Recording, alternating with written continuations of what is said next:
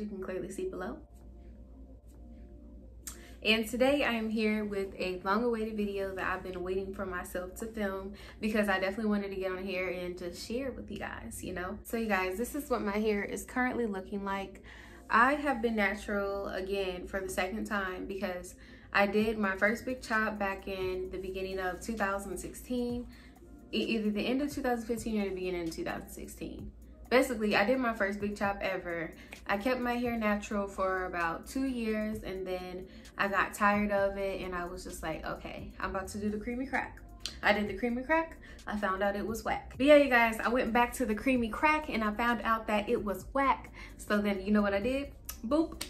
I cut all my hair off again for the second time, and that was the last time. Lord Jesus, God forbid me ever having to cut off all of my hair again, because I just don't want to do it, okay?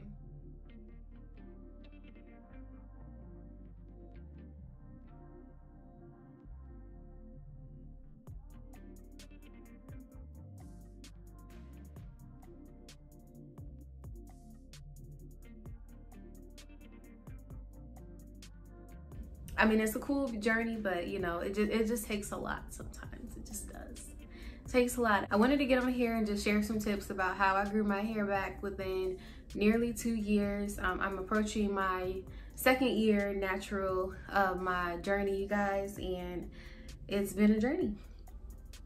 As well, for my hair texture, just to tell you guys about it, you can sum it up by calling me type 4. Me, myself, I do identify primarily with 4C hair, because I feel like the majority of my hair consists with that. So yeah, this is what my hair is looking like, you guys.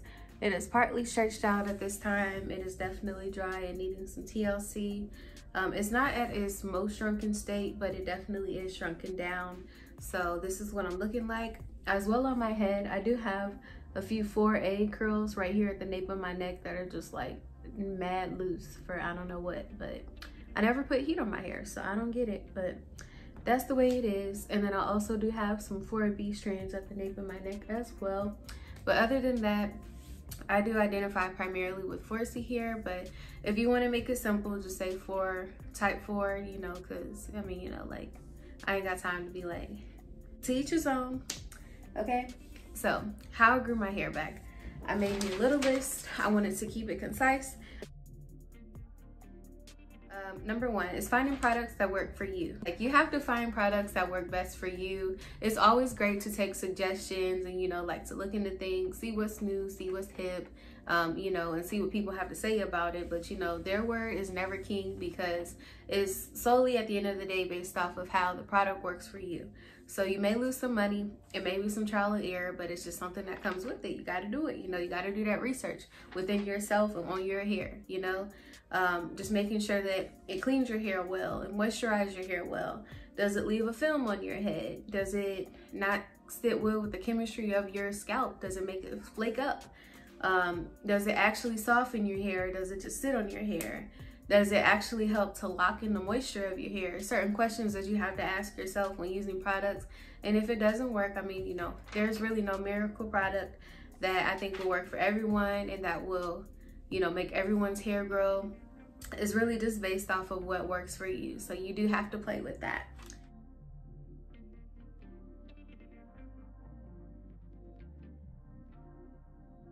Number 2. Low manipulation. You guys, like, I feel like I haven't posted a natural video in forever, because I just been like enjoying my world of braids and wigs and braids and wigs and protective and wigs and braids, okay?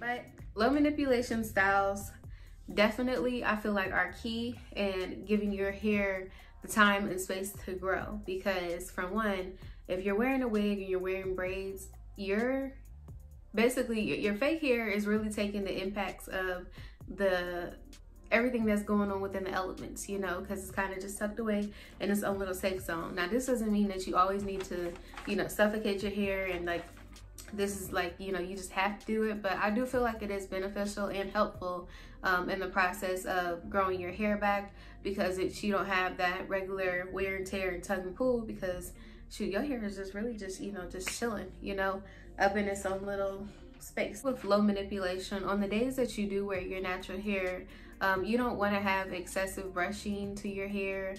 For me, I typically just like using my fingers, and I can finger detangle. If I ever do need to part my hair, I commonly will just, you know, make my own hair part by going like this. And my hair is honestly too dry to be doing this right now, so I'm not gonna go too heavy. But as you can see, like I got a little kind of fake part right there. Dang, look at the highlight though. Ooh. Okay, but yeah, like if I need to do something, I will just, you know, boom, there you go. Now, I mean, it's not really a twist because my hair just doesn't want to twist right now, but anywho. As well too, with protective styling, it is important to always take care of the natural and your roots. So for me, I like to make sure that I am nourishing my scalp in between doing braids and in between wearing wigs. I always like to use some type of hair grease. This has always been my favorite ever since back when. It's the Africa's Best Supergirl hair scalp conditioner, and it's supposed to eliminate dryness and breakage, you know, so you don't want to have no dry, crusty, flake it up scalp up underneath a wig, and you're just, you know, not providing any type of moisture or something for your roots to, you know, be nourished off of. It's upsetting me and my homegirl because we feel like, well, damn. So you want to use like some type of grease. Everybody doesn't agree with grease, and this is back to, you know, number one, that, you know, you have to find what works for you, what products work for you. Maybe you don't need all that, but I know I do, you know, like my hair needs it, you know. So I also like to use like different oils, such as olive oil on my scalp in between, and sometimes even like the Do Girl brand of oils, you know, just some type of oil, you know, to give it something. And then as well, with wearing your natural hair every day, it is cool to wear puffs, but when you are wearing puffs, you don't want to have too much tension so that you're not ripping hairs out unnecessarily. And that just goes along with, you know, having low manipulation style. Sometimes you could do like, you can make a crown braid out of your natural hair and wear that for a couple of days. And even though it all is your natural hair, it's still protecting it in a way because you don't have to repeatedly, regularly detangle and comb through your natural hair on the daily. I definitely don't. So low manipulation. Okay, my third tip number 3, is to do regular washes. For me, this is something that I found that has worked well for me because I just like to keep my hair clean, but as well too, it does help with any type of product buildup. I kind of think of like, you know, my hair follicles as I do with my face, you know. It's like not washing your face for so many days, like you're gonna be more likely to have pimples, this, that, and the third, you know, because you're not getting that extra dirt as well as oils and clog up that's, you know, just caking on your face, you know, if you're not ever washing your face. So same thing with, you know, my hair follicles. You know how they say let your hair breathe, you know, basically the same concept, that I like to make sure that I do keep my scalp washed, and this just helps to alleviate excess scalp buildup of products, dirt, and debris, you know, just to keep it fresh, just so that I feel like washing your hair on the regular is optimal state. Now for me, what regular hair washing is for me is about every 3 weeks. At most, I feel like I could go, no, not honestly, probably not over even 3 weeks. Sometimes it would be, but between 2 to 3 weeks is regular washing for me, because I do like to change my hairstyles out quite often. So I don't ever go like a month and a half without washing my hair. And as well too, in the midst of your protective styling, you know, washing your scalp if able is definitely a good way to, you know, keep the hygiene up for your scalp. And then as well too, just to make sure that your pores aren't too clogged, you know, like with your, you know, make sure your hair follicles can actually breathe because you don't have gum packed, okay? So tip number 4 is gentleness. So what I mean by gentleness is not doing your hair while you're angry. It's making sure that you are not doing excessive tension on your head, you know, and basically abusing your scalp. Now, talking about that, I feel like I abused my edges a little bit with my most recent frontal style. So, you know, I'm taking my own advice on that for sure. Like, I gotta do better, or like, you know, like apply it better, you know, all that jazz, because I'm not trying to be out here with no edges, okay? I don't want that. As well too, I would say with gentleness is also making sure that your hair is thoroughly moisturized before going in and doing a style. Now, I wouldn't sit up here and take this comb and go straight through my head knowing that it's gonna get stuck, you know, like it's gonna get stuck. I can't just rip it through or I'm gonna end up breaking my ends, you know. So effectively making sure that your hair is moisturized either with water as well as products. My hair loves water.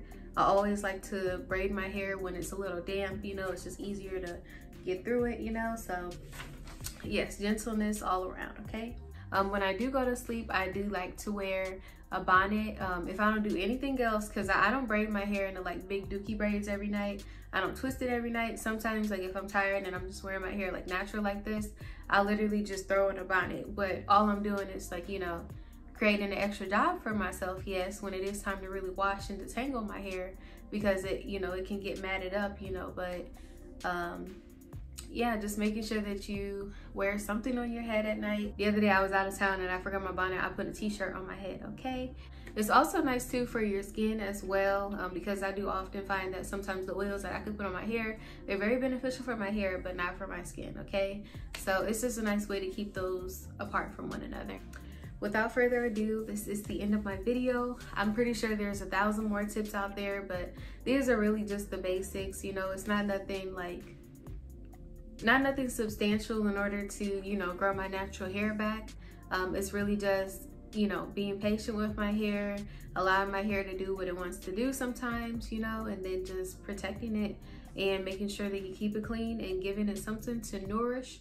So I do thank you for watching my video. So yeah, good luck to you all on your natural hair journeys, and I do thank you again for watching. Other than that, of course, like, comment, and subscribe. And as well, for any tips that I may have missed, which I'm sure is thousands, you know, like so many different things that you can do to help your hair to grow over a period of time, you could leave those down in the comments below. And you know, we have a community here, we could just chit chat, share tips, etc.